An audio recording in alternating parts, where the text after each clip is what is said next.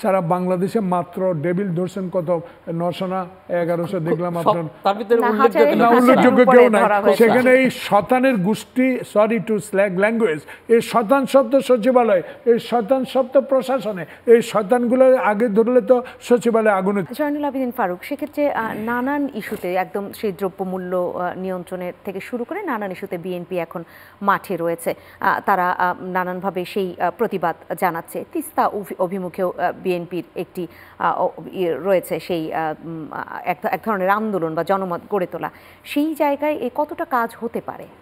দেখুন, একটা বিষয় আমি সাইদ ভাইয়ের সাথে একমত।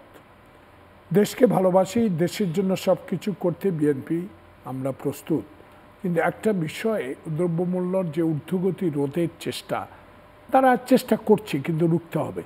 যারা অতীতে সিন্ডিকেট করেছে তাদেরকে দু একজনকে যদি আইনের আওতায় এনে পত্রিকায় তাদের ছবি ছাপিয়ে দিত, তাহলে নেক্সট আমরা যারা আছি, যারা এগুলো চেষ্টা করছি, তারা সতর্ক থাকতাম।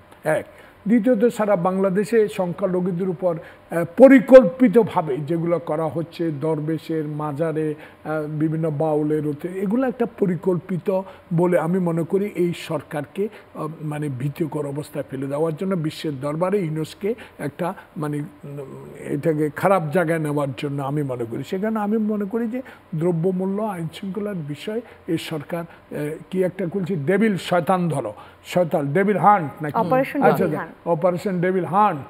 তাহলে এই শয়তানেরা তো সমাজ পর করলেন কেন? শয়তানেরা আছে আপনি জানেন, তাহলে এই ডেভিল হান্টটা জাহাঙ্গীর সাহেব আরও আগে করতে পারতেন, কইরা সারা বাংলাদেশে মাত্র ডেভিল ধরছেন কত 900 না 1100 দেখলাম আপনার, তার ভিতরে উল্লেখযোগ্য কেউ নাই সেখানে। এই শতানের গোষ্ঠী সরি টু স্ল্যাগ ল্যাঙ্গুয়েজ এই শতান শব্দ সচিবালয় এই শতান শব্দ প্রশাসনে এই শতানগুলো আগে ধরলে তো সচিবালয় আগুন হতো না। সেই বিষয়ে আমি যাবো না, তর্কও যাব না।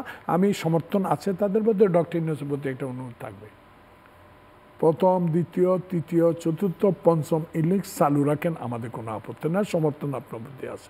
কিন্তু এই আলোচনায় যেন এমন মন্ত্রই থাকে যে মন্ত্রে থাকবে বাংলাদেশ, যে মন্ত্রে থাকবে নির্বাচন। বুঝতে পেরেছেন? জি, থ্যাংক ইউ ভেরি মাচ।